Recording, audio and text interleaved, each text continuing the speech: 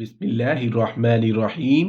अस्सलामु अलैकुम वरहमतुल्लाहि वबरकातुहू। जन्नती इंसान को देखना। हज़रत उमर रज़ी अल्लाह अन्हु फरमाते हैं कि हम नबी करीम सल्लल्लाहु अलैहि वआलैहि वसल्लम के पास थे कि एक आदमी आया जिसके कपड़े बहुत सफ़ेद थे और बाल बहुत सियाह थे। उस पर सफ़र का कोई असर नज़र नहीं आ रहा था और न हम उसे पहचानते थे। वो नबी करीम सल्लल्लाहु अलैहि वसल्लम के सामने घुटने टेक कर बैठ गया और अपने दोनों हाथ अपनी रानों पर रख लिए और कहा, ऐ मोहम्मद सल्लल्लाहु अलैहि वसल्लम, आप मुझे इस्लाम के मुतालिक बताएं कि इस्लाम क्या चीज़ है। नबी करीम सल्लल्लाहु अलैहि वसल्लम ने फरमाया, तुम शहादत दो कि अल्लाह के सिवा इबादत का कोई मुस्तहिक नहीं और मोहम्मद सल्लल्लाहु अलैहि वसल्लम यकीनन अल्लाह के पैगंबर हैं, और नमाज को कायम करो और अपने माल की ज़कात दो और रमज़ान के रोज़े रखो और बशर्ते तौफीक बैतुल्लाह का हज करो। उसने कहा, आप सल्लल्लाहु अलैहि वसल्लम ने सही फरमाया। हमें ताज्जुब हुआ कि पूछता भी है और तस्दीक भी करता है। फिर कहा, आप सल्लल्लाहु अलैहि वसल्लम मुझे ईमान की बाबत बताइए।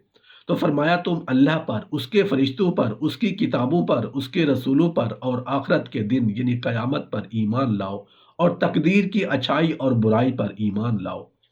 उसने कहा, आप सल्लल्लाहु अलैहि वसल्लम ने सच फरमाया। फिर कहा, आप सल्लल्लाहु अलैहि वसल्लम बताएं एहसान की हकीकत क्या है।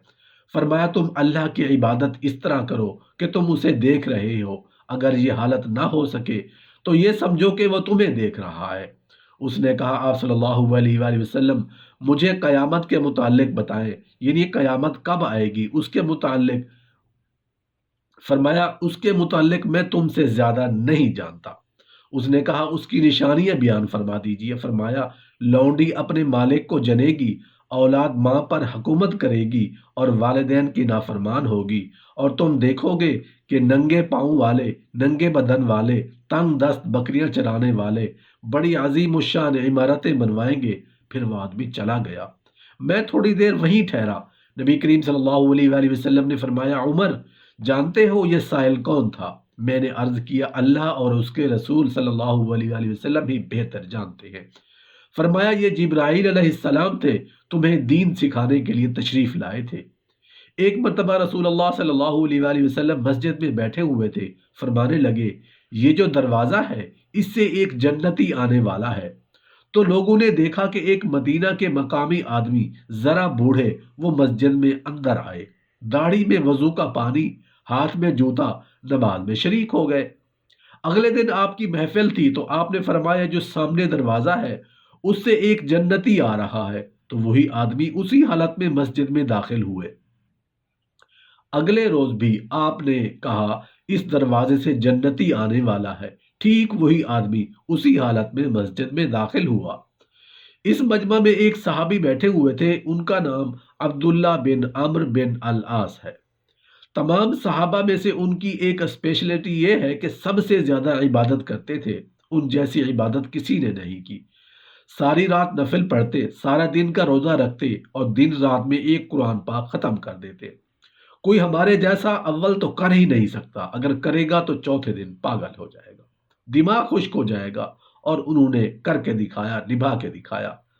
अब्दुल्ला बिन आम्र बिन अल आस को ख्याल आया कि ये बाबा जी मुझसे भी ज्यादा इबादत करते हैं, जो इनको यूं डायरेक्ट जन्नत की बशारत मिली है और मुझे नहीं मिली। तो मैं देखना चाहता हूं कि ये कौन सी इबादत करते हैं। क्या ये सारी रात सजदे में पड़े रहते हैं, रुकू में खड़े रहते हैं, क़ियाम में खड़े रहते हैं, क्या करते हैं? तो उनके पास पहुंच गए। चाचा जी, वाले साहब की नाराजगी है, दूर रहना चाहता हूँ, 2-3 दिन ठहर जाऊं आपके पास। वो साहबी बोले, हाँ हाँ बेटा, आ जाओ।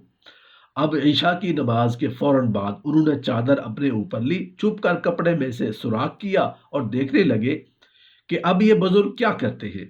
बुजुर्ग तशरीफ लाए, सराहने पर सर रखा, सोने की दुआ पड़ी और थोड़ी देर बाद खराटे आने लगे। वो बड़े हैरान हुए। भाई, मेरा तो ख्याल था ये सारी रात सजदा करेगा, रो रो कर जाए नमाज आंसू से तर कर देगा।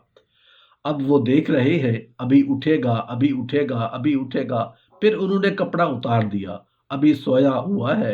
वो फजर की अजान पे उठे और उनका दिमाग चक्कर खा गया।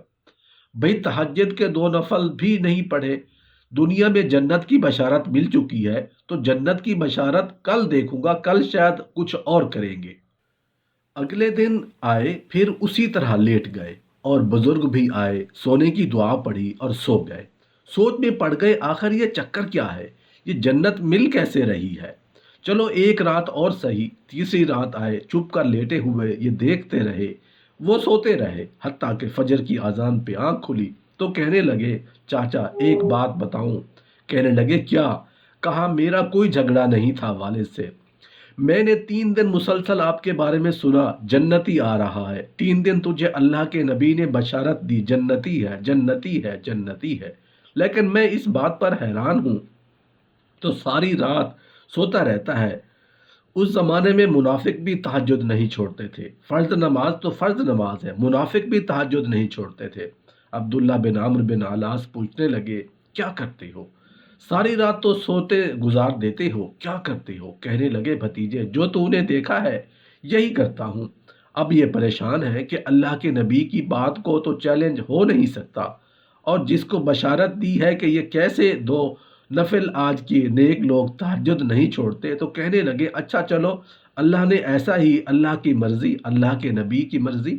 یہ 4 قدم چلے تو اس صحابی نے کہا بھتیجے ادھر آؤ، کہا بیٹا ادھر آؤ۔ کہنے لگے اب تمہیں اصل بات بتاؤں، اب تمہیں اندر کی بات بتاؤں؟ انہوں نے کہا کیا ہے؟ تو کہنے لگے مجھے دیکھو، یہاں ایک دل پر ہاتھ رکھا ہے۔ کہا یہ جو دل ہے نا، دل، اس میں دنیا کی کسی انسان کی نفرت نہیں ہے، اور جب اللہ کسی کو کوئی رزق دیتا ہے تو مجھے کبھی حسد نہیں ہوتا، مجھے خوشی ہوتی ہے۔ عبداللہ بن عمرو بن علاس کہتے ہیں ہاں، جو اصل بات ہے وہ سمجھ آ گئی، جو آپ کا سینہ اللہ نے پاک کر دیا ہے اس پر آپ کو جنت ملی ہے۔ رسول اللہ صلی اللہ علیہ وآلہ وسلم نے فرمایا میرے بیٹے انس، میری ایک عظیم الشان سنت ہے کہ پوری دنیا کے انسانوں سے دل صاف رکھنا۔ حضرت ابو ہریرہ رضی اللہ عنہ فرماتے ہیں کہ ایک اعرابی نبی کریم صلی اللہ علیہ وآلہ وسلم کی خدمت میں حاضر ہوا اور کہا مجھے کوئی ایسا عمل بتائیے جسے کر کے میں جنت میں داخل ہو جاؤں۔ نبی کریم صلی اللہ علیہ وآلہ وسلم نے فرمایا تم اللہ کی عبادت کرو، اس کے ساتھ کسی کو شریک نہ کرو، فرض نماز کو قائم کرو، مقرر شدہ زکوٰۃ ادا کرو، رمضان کے روزے رکھو۔ اس نے کہا مجھے اللہ کی قسم میں نہ اس سے زیادہ کروں گا نہ کم۔ جب وہ چلا گیا تو نبی کریم صلی اللہ علیہ وآلہ وسلم نے فرمایا جو شخص کسی جنتی کو دیکھنا چاہے وہ اس آدمی کو دیکھ لے۔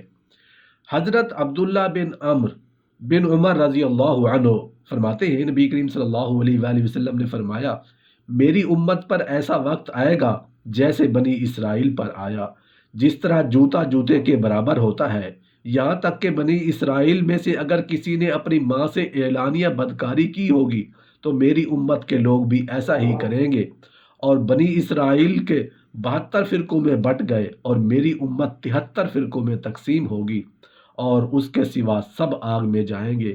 لوگوں نے دریافت کیا ہے اللہ کے رسول صلی اللہ علیہ وآلہ وسلم وہ کون ہے؟ فرمایا جو میرے اور میرے اصحاب کے طریق پر ہے۔